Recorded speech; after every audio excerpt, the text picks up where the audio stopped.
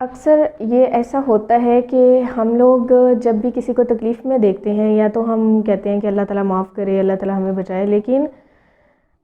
کچھ ایسے بھی لوگ ہوتے ہیں جو کسی کی تکلیف دے کے خوش ہوتے ہیں کہ اس نے فلاں وقت مجھے تکلیف دی تھی، اب اللہ تعالیٰ نے اس کو تکلیف دی تو یہ بہت اچھا ہوا۔ کچھ تو اس وجہ پہ خوش ہوتے ہیں،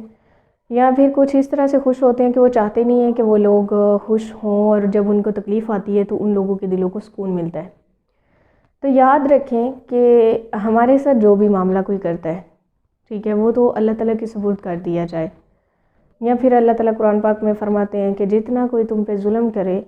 پہلی بات تو یہ ہے کہ تم اس کو معاف کر دو، دوسری بات یہ ہے کہ تم اتنا بدلہ لو جتنا تم پہ ظلم کیا گیا ہے۔ تو اب بات کی جا رہی ہے کہ ہم دوسروں کی تکلیف کو دیکھ کے خوش ہو جاتے ہیں، دوسروں کی تکلیف دیکھ کے، دوسروں کو مصیبت میں مبتلا دیکھ کے، روتے ہوئے دیکھ کے، تو لوگوں کے دلوں میں ایک خوشی ہوتی ہے۔ کچھ لوگ تو ظاہر نہیں کر رہے ہوتے، ظاہر تو وہ رو رہے ہوتے ہیں، لیکن دل سے بہت خوش ہوتے ہیں۔ تو خیر اللہ تعالیٰ ظاہر نہیں، انسان کے دلوں کے معاملات کو جو ہے وہ دیکھتا ہے۔ تو اب یہ ہے کہ رسول اللہ صلی اللہ علیہ وسلم نے فرمایا، کسی کی مصیبت کو دیکھ کر کے، کسی کو غم میں مبتلا دیکھ کے، کسی کو پریشانی میں دیکھ کے آپ نے خوش نہیں ہونا۔ ہو سکتا ہے کہ اس سے اللہ تعالیٰ وہ مشکل ٹال دے، لیکن اس کے بدلے میں آپ کو اس میں مبتلا کر دے۔ تو ہمیشہ جب بھی کسی کو مشکل میں دیکھنا ہے، جب بھی کسی کو مصیبت میں دیکھنا ہے، تو ہم نے کیا کرنا ہے؟